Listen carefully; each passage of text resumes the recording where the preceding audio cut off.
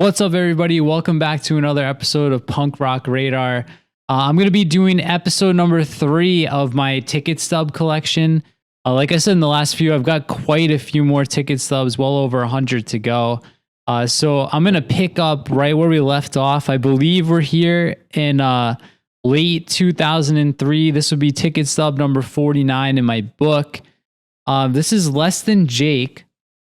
This time at Irving Plaza. I think the last one was at Roseland Ballroom. Irving Plaza, at least how I remember it, it's been a while, is a slightly smaller venue than Roseland Ballroom was. And I'm not sure if this is part of the same tour, but right around this time I had seen Less Than Jake, Good Charlotte, and Newfound Glory at Marist College in Poughkeepsie on the Honda Civic tour. But I think this was separate from what I remember. They took Fall Out Boy out on this tour.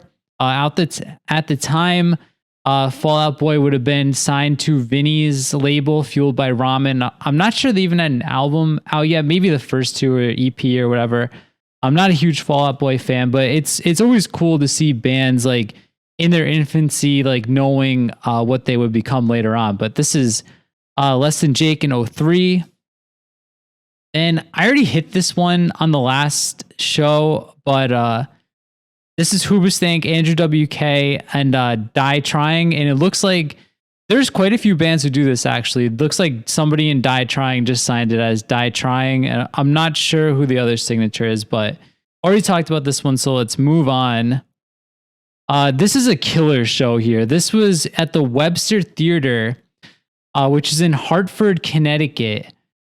And I believe this was like during a snowstorm. I never really went to shows in Connecticut. There's probably like less than 5 or 10 times that I made that trip out. But this show was Pennywise around From the Ashes. And you had Guttermouth, who had not put out Eat Your Face yet. So it still would have been in that Gusto time period. And then you also had Mad Caddies on this tour and Stretch Armstrong.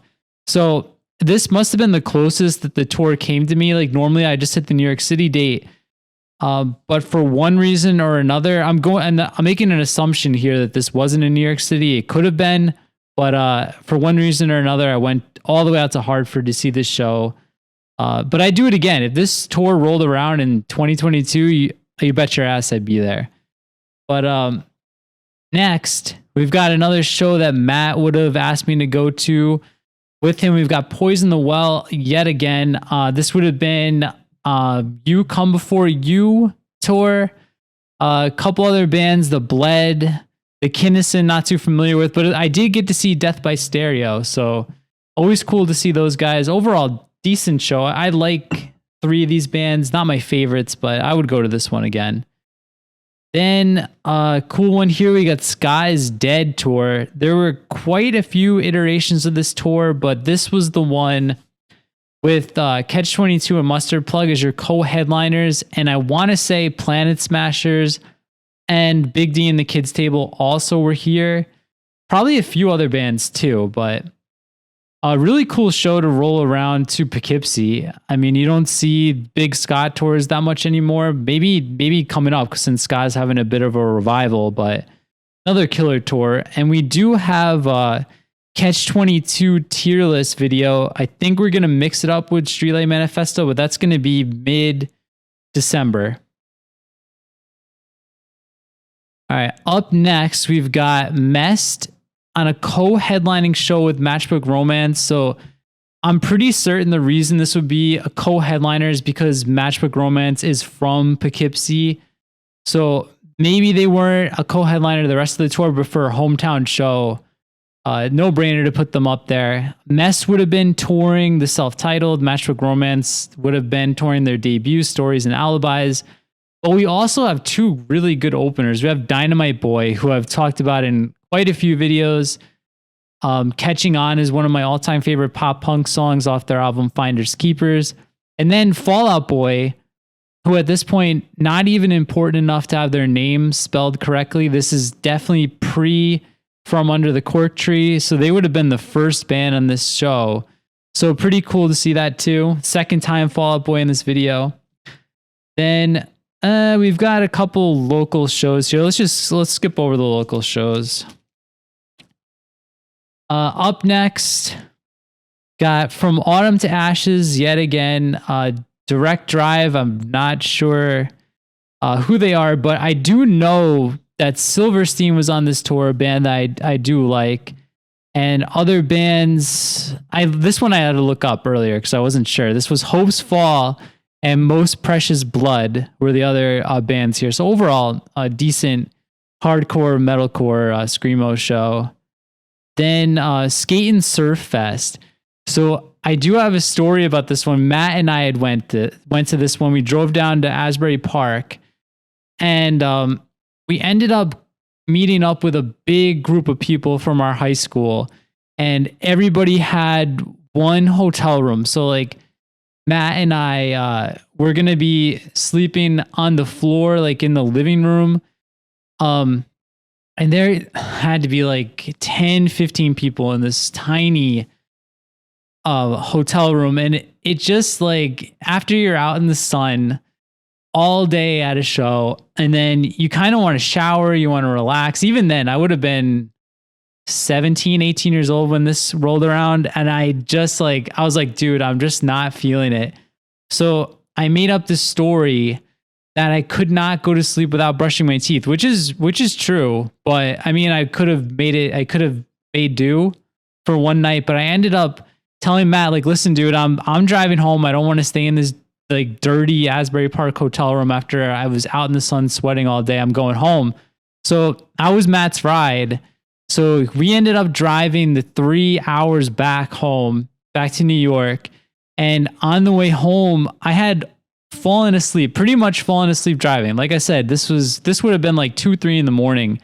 And Matt had fallen asleep, and we woke up to the sound of an 18-wheeler blaring the horn. It's like one of the scariest moments in my life. You know, like when you're a teenager, you don't really think about how important like the decisions you're making are. But wake up call for me to never drive home when I'm that tired after an all-day show. Could have been dead. But anyway, another duplicate. Skip it. We've got a local show. We'll skip it. Then we've got Andrew WK headlining show with The Locust and No Motive and Ash Return.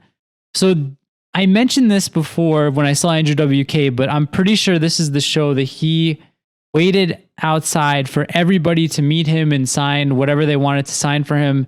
He was out there for at least 2 hours after the show. So big shout out to Andrew WK for being one of the coolest people there is. And also want to shout out No Motive, who have like some really good underrated albums. I have them on my list for Off the Radar episode. But go check them out if you're not sure. Weird one here. Trust Company. I'm pretty sure this is just a one-hit wonder band. They had that song Downfall around this time. The album was decent. A lot of the songs sounded the same. But I don't know who Juniper is. So we'll move on past this one. Then we've got The Hook in Brooklyn, New York, Leftover Crack. This would have been Cracktoberfest, even though it's a June show. And I remember this show very, very clearly because it was one of my like least favorite experiences I've ever had at a concert. This was at like a real shitty part of Brooklyn. A lot of like sketchy, dirty people there, like really awful bathroom situation. And this was all day. There was like a noon show, and then there was the later on show.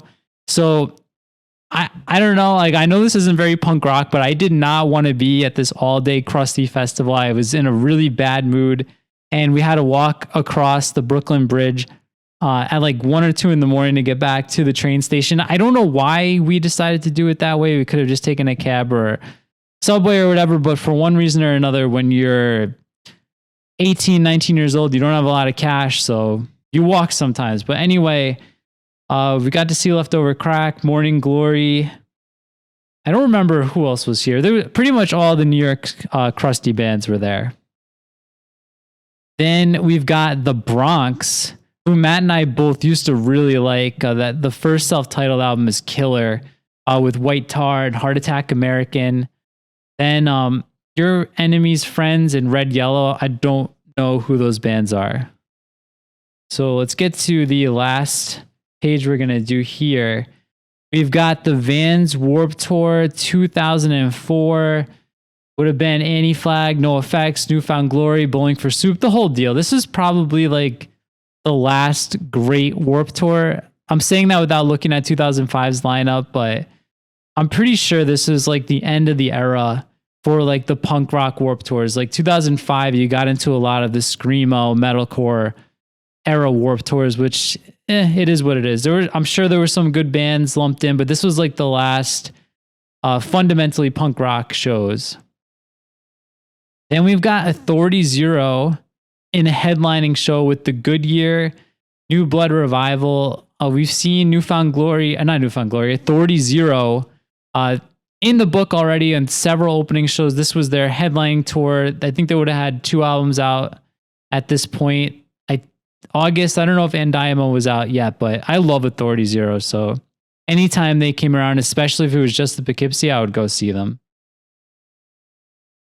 And God, Matt really owes me because this is at least the 5th time we've had Autumn to Ashes, but I think I would have gone to this show because of Emmanuel.